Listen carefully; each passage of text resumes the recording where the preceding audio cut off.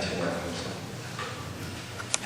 학자들은 로마가 멸망한 원인을 5가지로 말하고 있습니다. 성도덕의 타락으로 가정이 붕괴된 것이 첫 번째 원인이 세금을 과도하게 부과하고 지도계층의 사치와 오락에 빠지고 분비확정으로 국고가 낭비되고 종교가 영적 지도력을 상실했기 때문이라고 합니다. 로마가 멸망한 5가지 가운데 첫 번째 이유가 성도덕의 문란으로 가정이 붕괴된 것이라는 사실을 우리는 기억해야 합니다. 가정은 하나님의 창조 세력의 결정체로서 모든 인간들의 고향이요 안식처입니다. 우리는 가정의 가족 구성원들을 통해서 하나님의 사랑과 평안과 안식을 경험하게 됩니다. 그런데 오늘날 우리의 가정들은 급속도로 변화되고 있는 사회의 구조 속에서 최대의 위기를 맞이하고 있습니다. 1980년대만 하더라도 우리나라 부부의 이혼율은 5.8%에 지나지 않았는데 최근에는 하루 평균 911쌍이 결혼하고 340 이상이 넘게 헤어져서 결혼 대비 이혼율이 37.6%에 이르고 있습니다. 설령 이혼까지는 안 가더라도 한 지붕 안에서 고독한 섬처럼 외롭게 살아가는 부부들이 점점 늘어나고 있는 실정입니다. 부부의 비용을 분석해보니까 무덤덤하게 소 닦고듯이 살아가는 부부가 40%예요. 외줄타기 부부 15%. 한조원님이 마음에 떠났는데 미련을 버리지 못해서 쳐다보고 있는 경우를 의미하는 거겠죠. 의무적인 부부의 15%. 결혼해서 의무가 있으니까. 애들 때문에 의무가 있으니까. 이렇게 사는 사람들이 25%. 그리고 100% 가운데 행복하게 살고 있는 부부는 단 20%에 불과하다고 합니다. 그렇다면 많은 부부들이 이혼을 하거나 결혼 생활에서 실패하고 있는 이유가 무엇일까요? 결혼이 하나님 앞에서 깨어질 수 없는 언약이라고 하는 확신이 결핍되었기 때문입니다. 결혼은 계약이 아니죠. 계약은 마음에 안 들면 얼마든지 물를 수가 있습니다. 그러나 결혼은 언약이에요. 언약 관계는 조건적이 아니라 무조건적입니다. 언약 관계는 깨질 수 없는 영원한 관계예요. 부부 관계가 영원한 관계임을 성경이 말씀하고 있습니다. 하나님이 짝지어 주신 것을 사람이 나누지 못할지니라. 마태복음 19장 6절 말씀이죠. 여러분의 배우자는 여러분이 선택한 것 같지만 여러분이 선택한 것이 아닙니다. 하나님께서 짝을 지어 주셨기 때문에 만나게 되었고 결혼하게 된 것입니다. 그러므로 성경은 하나님께서 짝지어 주신 부부관계를 본인 마음대로 임의로 나눌 수 없다 선언하고 있습니다. 뿐만 아니라 성경은 부부관계가 하나가 되어야 하는 것을 말씀하고 있습니다. 이러므로 남자가 부모를 떠나 그 아내와 연합하여 둘이 한 몸을 이룰지어다. 한 청년이 며칠 정도로 어떤 처녀를 사랑했습니다. 어느 날 그는 더 이상 참을 수가 없었어요.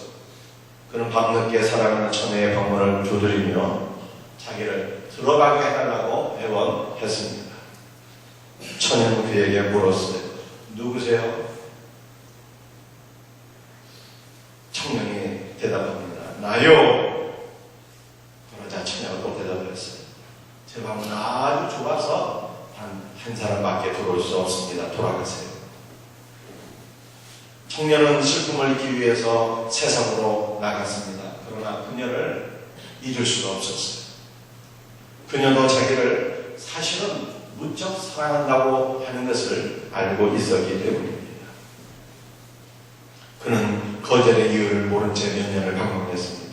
그러다가 어느 날 갑자기 깨달음이 왔어요. 다시 밤늦게 그녀의 방문을 두드렸습니다. 누구세요? 그때 청년이 이렇게 대답했어요. 당신이 처음에는 뭐라고 대답해서 거절하셨다고요? 나요. 두 번째는 당신이. 비로소 방문이 열렸습니다. 사랑하는 여인이 청년의 목을 끌어안고 말했습니다. 오랫동안 당신을 기다렸어요. 이 영화는 탈무드에 나와 있는 이야기인데 사랑하는 자는 둘이 아니라 하나가 되어야 함을 교훈하고 있습니다. 사랑하는 자는 나와 너의 구별이 있을 수가 없고 언제나 한 영혼, 한 마음, 한 몸이 되어야 하는 것입니다. 그러므로 그분은 하나님의 언약 가운데서 나누지 않을 뿐만 아니라 항상 하나가 되어야 한다는 것입니다. 사람들이 이혼하거나 결혼생활에 실패하는 이유가 뭐라고요? 부부관계가 언약관계라고 하는 것을 잊고 있기 때문이라는 것입니다. 두 번째 이유는 부부 사이의 이해와 대화의 단절 때문입니다. 부부관계에 대해서 공평하게 얘기하고자 하지만 다소간 남성 중심일 수 있어요. 저는 우리 사랑하는 성도들의 가정이 복음화되기를 원하고 있기 때문입니다. 부부는 성별이 다릅니다. 신체 구조도 다르고요. 생각의 관점이 다릅니다. 스트레스 해소 방법도 다르죠. 남자는 스트레스 해소를 위해서 운동하거나 동굴 속에 들어가서 나홀로 있는 운동의 시간이 필요하다고 합니다. 저는 개인적으로 등산을 좋아하는데 등산하게 되면 스트레스가 해소되는 느낌을 받아요. 우리 여성들은 남편이 주말에 운동하는 것을 비판하지 마시기 바랍니다. 운동하는 것을 아내와 자녀에 대한 사랑과 애정의 결핍이라고 생각하지 마시기 바랍니다.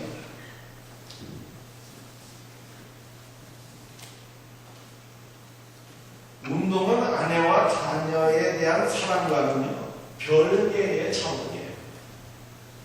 오히려 아내는 남편의 운동이 하나님께 예배드리는 시간과 상충되지 않는다면 지지해주고 격려해주는 것이 좋은 것입니다.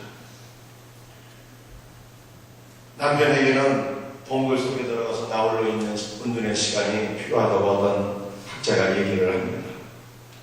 아니, 집안에 동굴도 없는데 웬 동굴? 우리가 이렇게 생각할 수 있겠죠.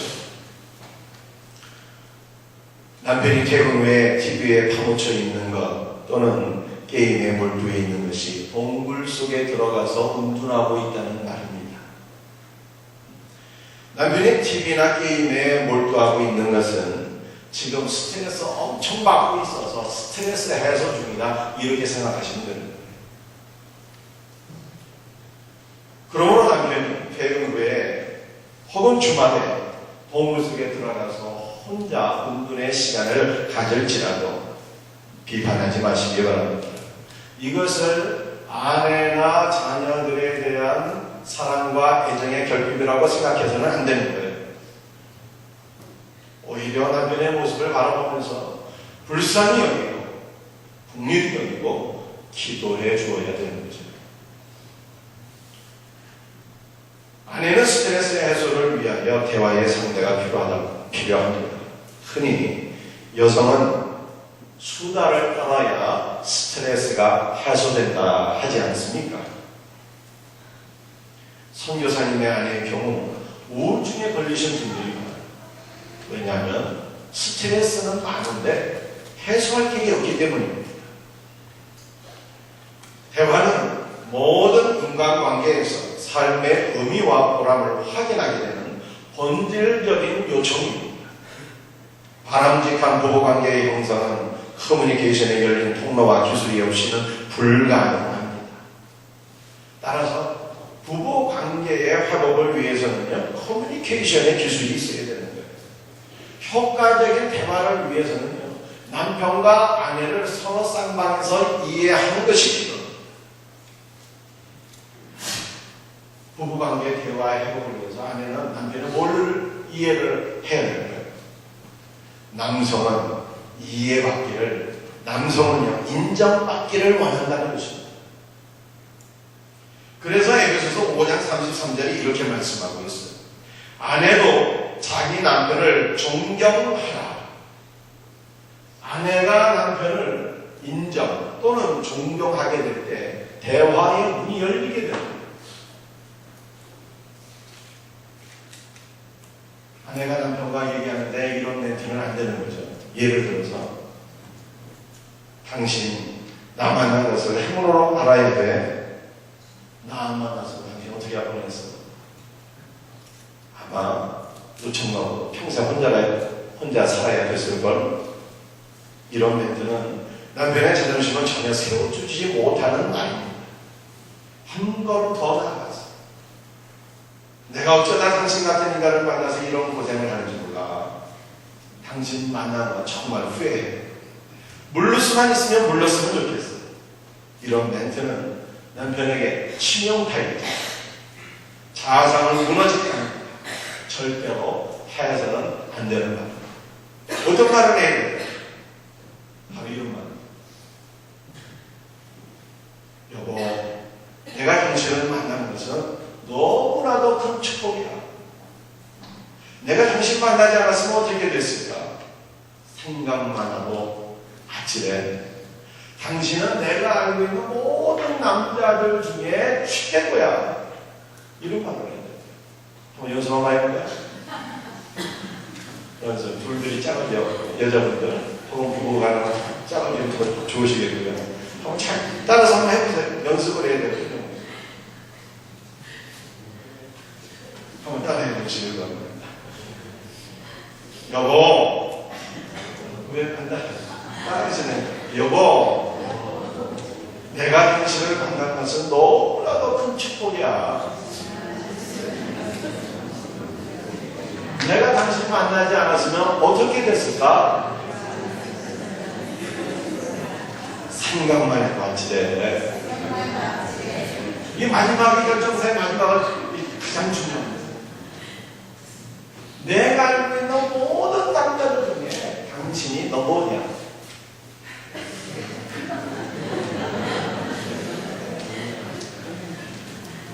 여러분들, 우리 아내가 말씀이죠.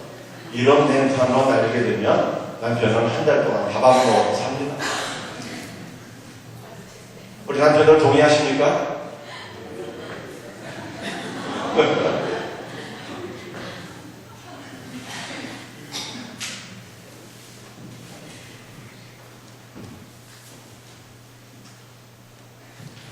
남자는 존경을 원하고 여자는요 공감을 원한다고 합니다. 직장 생활을 하던 전업주부이든 아내도 스트레스가 있습니다. 여자분들은 스트레스를 말로 풀어야 합니다. 그래서 셀에서 삶을 나누는 것이 필요합니다. 삶을 나누게 될 때 카타르시스가 일어나고 치유와 회복이 일어나는 거죠. 그런데 아내는 여성 간의 대화도 필요하지만 자신의 고충을 남편이 알아주기를 원합니다. 그래서 남편이 퇴근 후에 함께 대화의 시간을 갖기를 기다리게 됩니다. 그런데 문제는 남편이 퇴근해서 집에 돌아오게 되면 일에 지쳐서 돌아오게 된다는 것입니다. 그래서 남편이 어디로 가게 돼요? 동굴 속에 들어가서 나 혼자 은근히 시간을 갖게 된다는 것입니다. 대화가 안 되는 거죠. 요새는 맞벌이 부부가 점점 늘어나고 있습니다. 퇴근 후에 둘 다 지쳐서 돌아오는 거예요. 대화가 더 안 되겠죠. 이런 경우에는 지혜가 필요합니다. 부부간의 일주일에 어느 한 날을 대화의 날로 정해놓는 것이 필요해요. 친구 목사님 가운데 한 가정은 부부가 다 일을 하고 있어요. 그래서 이분들은요 매주 목요일을 부부의 날로 정해놓았습니다. 이날은 100%의 에너지가 있으면 30%는 남겨갖고 집에 일찍 들어오기. 이렇게 정합니다. 그래서 집에 일찍 퇴근해서 같이 밥도 먹고 차도 마시고 가능하면 영화도 같이 보고 대화하는 날로 정해 놓았습니다. 부부간의 대화의 날을 정해 놓아도 부부간의 대화가 잘 이루어지는 것은 쉬운 일이 아닙니다. 대화에 관심과 주제가 다르기 때문에 남자는 주로 어떤 면에 관심이 있어요? 정치, 경제, 스포츠 이런 데 관심이 있거든요. 여성들은 주로 관계성에 관심이 있어요.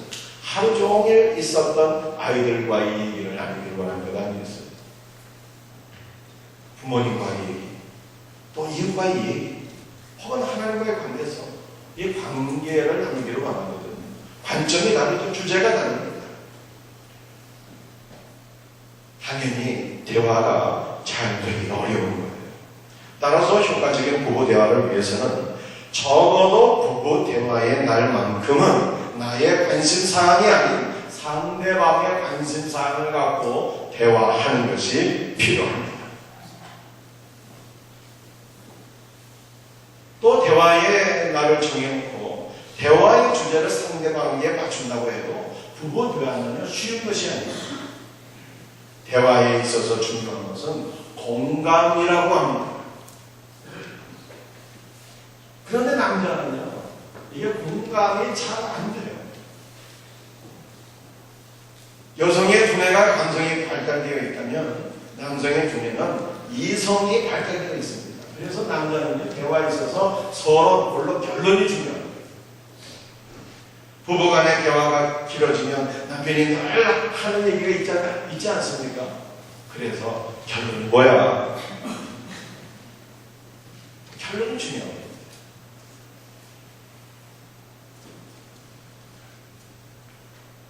그러나 아내에게는요, 이 서로 물론 결론이 중요한 게 아니에요. 아내에게 필요한 것은 무엇이죠? 남편이 아내의 말을 잘 경청해 주는 거예요. 경청해주고 공감해주는 것을 아내는 원합니다. 여러분도 공감이 뭐예요? 공감은 배우자의 말을 마음으로 느껴주고 입으로 표현해주는 게 공감. 아, 그래. 당신 오늘 애들 때문에 참 힘들었겠네. 아, 그래. 당신 오늘 정말 좋았겠구나. 이런 말이죠. 공감을 잘하면 남편이 남의 편이 아니라 내 편으로 느껴진다는 거예요. 부부가 하나가 되는 동질감을 느끼게 되는 것입니다. 그러므로 남성들이 아내의 말을 경청하고 공감할 수 있는 은혜가 있기를 바랍니다. 바보이요 공감을 못한다고. 이 공감을 하기 위해서는 인지 능력이 있어야 되거든요. 그리고 머릿속에서 인지 능력이 되어지는 것이 가슴으로 동시에 느껴져야 되거든요. 인지 능력과 감성이 같이 있게 될 때 공감을 하게 됩니다. 그래서 공감은 실력이고 능력이라 하는 것입니다. 부부간에 있어서 남편은 뭐를 필요로 하고 있습니까? 존경을 필요로 하고 있습니다. 부부간의 대화에 있어서 여성은 공감을 필요로 하고 있습니다. 이와 같은 은혜가 있기를 주님의 이름으로 축복합니다. 무엇보다도 부부간에는요, 축복이 필요합니다. 어린이 주일에는 우리 자녀를 축복기도 하자 했어요. 또 어버이 주일에는 부모님을 위해서 축복기도 해드리자 말씀드렸습니다. 여러분들이 숙제들 잘 하셨는지 모르겠어요. 그런데 어떤 가정학자는 이런 말을 했습니다. 부부간의 축복 기도는 그 어떤 기도보다 강력한 하나님의 사랑과 은혜와 축복을 경험하는 통로라고 했습니다. 여러분들 축복 기도가 뭘까요? 축복 기도는 상대방이 바뀌기를 원하는 것, 상대방이 변화되기를 원하고 변화를 위해서 기도하는 것은요, 축복 기도가 아닙니다. 간접성 비난받는 거지.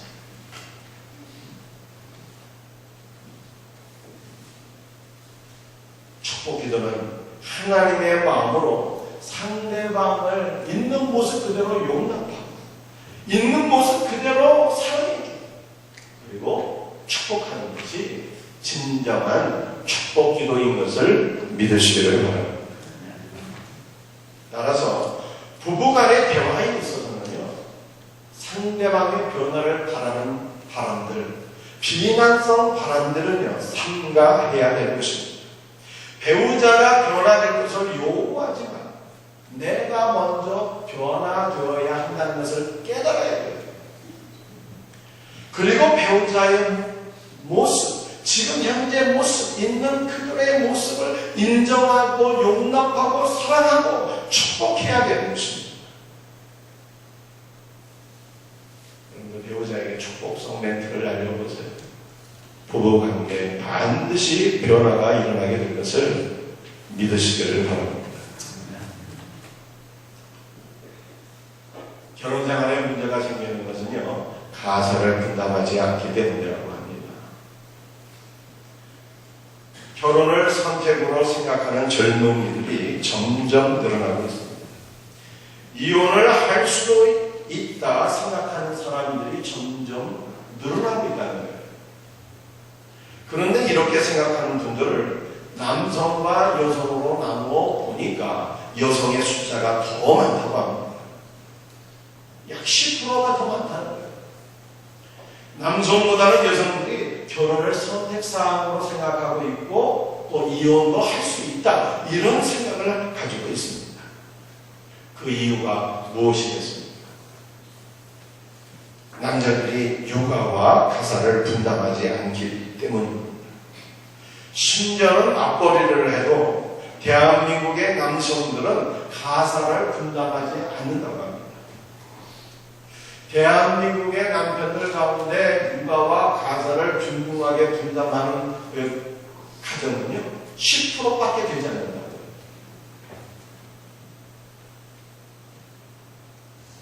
우리 교회 남자 집사님들 가운데는 10% 안에 드시는 분들이 있는 것으로 제가 알고 있습니다. 사랑하는 우리 남자 성도들이요, 이혼당하지 않으려면 가사를 분담하고 살아야 합니다. 그래서 제가 여러분들에게 숙제를 내드린다고 해요.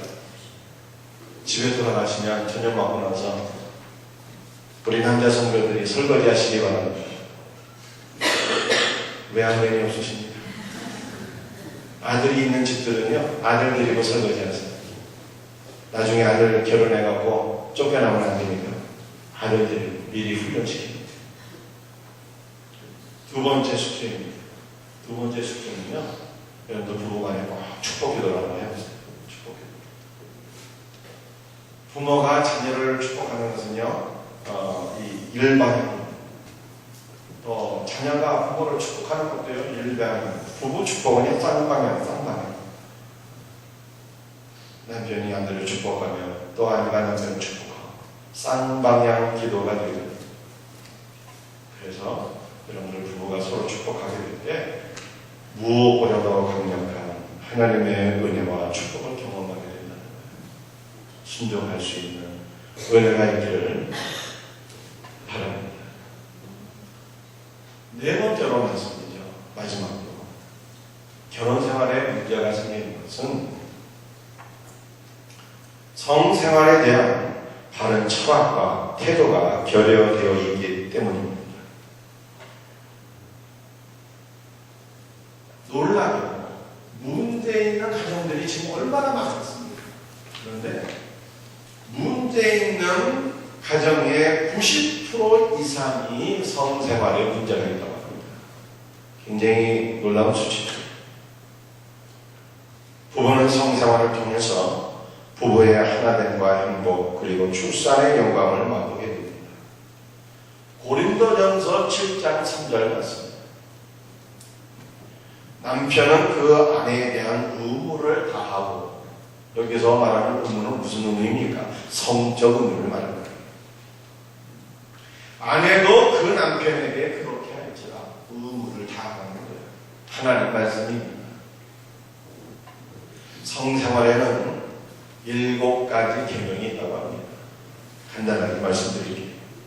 1계명, 성은 거룩하고 지극히 선한 것입니다. 남편과 아내 모두에게 성욕이 있어요. 건강한 사람에게 식욕은 자연스러운 것이겠죠. 수면욕도 자연스러운 것입니다. 성욕도 마찬가지입니다. 성욕은 거룩한 것이지 결코 죄가 아닌 것을 알아야 합니다. 이 개념.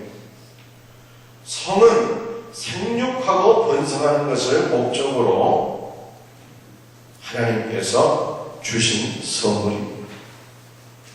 하나님은 아담에게 생육하고 번성하여 땅에 충만하라 말씀하셨습니다. 이 목적을 위하여 하나님은 아담과 하와를 성적인 존재로 창조하셨습니다. 그런데 우리 성도들이 성을 죄악된 것으로 생각하고 멀리하게 된다면 생육하여 번성하고 땅에 충만하라 하신 하나님의 목적을 이루지 못하게 되는 것입니다. 3계명. 성은 남편과 아내를 연합시킵니다. 오늘 본문 말씀이죠. 이러므로 남자가 부모를 따라 그의 아내와 합하여 둘이 한 몸을 이룰지로다. 한 몸이 된다는 것은 부부간의 연합을 의미합니다. 이 연합은 세 가지 차원이 있어요. 영적인 연합이 있고 정서적인 연합이 있고 마지막으로는 성적 연합이 있습니다. 그런데 이 세 가지 차원의 연합은요, 상호 유기적으로 영향을 미치게 된다는 것입니다. 무슨 말입니까? 성적인 연합이 이루어지게 되면 나머지 영적인 연합과 정서적인 연합에 영향력을 미치게 된다는 거예요. 그러니까 성적인 연합이 중요하다, 중요하지 않다. 어떤 것입니까? 중요하다는 것입니다. 하나님은 부부가 성을 통하여 하나 되기를 원하시는 분입니다. 4계명. 성은 배우자에 대한 의무를 요구합니다. 아까 말씀드린 구절에 남편은 그 아내에 대한 의무를 다하고 아내도 그 남편에게 그렇게 할지라. 부부는 배우자의 성적 요구를 거절해서는 안 됩니다. 배우자에 대한 성적 거절은 상대방에게 깊은 좌절을 안겨주게 됩니다. 따라서 부부는 성에 있어서 배우자에 대한 의무를 다해야 된다 하는 거예요. 5. 성은 나를 위한 것이기 이전에 먼저 배우자를 섬기는 것입니다. 성관계를 나 중심으로 생각하기에 앞서서 배우자를 우선순위로 배려하는 자세를 가져야 하는 것입니다. 6계명. 특별한 경우를 주의하고 성관계를 멀리해서는 안 된다는 것입니다. 특별한 경우는 어떠한 경우입니까? 기도하는 경우를 말합니다. 분방하지 말라. 다만 기도와 틈을 얻기 위하여 합의상 얼마 동안 하되 다시 합하라. 이는 너희의 절제 못함을 인하여 사단으로 너희를 시험하지 못하게 하려 합니다. 분방하지 말라고, 성관계를 멀리하지 말라고 성경이 말씀하고 있습니다. 마지막 7계명입니다. 혼의 성관계는 죄라고 하는 것입니다. 10계명 중 제7계명이죠. 간음하지 말지니라. 부부간의 성관계는 거룩한 것일지라도 가정의 울타리 밖에서의 혼의 성관계는 죄악이라는 것입니다. 말씀을 마치겠습니다.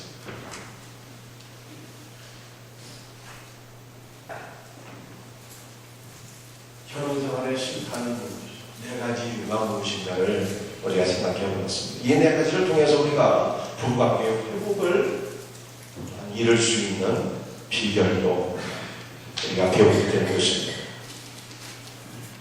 부부관계는 어떠한 차원인 것을 우리가 알게 됩니다. 계약 관계가 아니라 언약 관계인 것을 기억하라는 겁니다. 결코 깨질 수 없는, 사람이 이루고 나누지 못하는 관계라고 하는 것을 알라 하는 것입니다. 결혼 생활에 실패하는 것은요, 이해와 대화에 결여해서 오게 됩니다. 남성은 뭐를 원한다고요? 존경을 원하고, 여성은 뭐를 원한다고요? 사람마다 차이는 있겠지만 일반적으로 공감을 원한다는 거예요. 결혼 생활이 실패하는 세 번째 원인은 뭐라고요? 가사를 분담하지 않기 때문이다. 그래서 우리 남성들은 늙음하게 이용당하지 않으려면 가사를 분담하고 살라 하는 것입니다.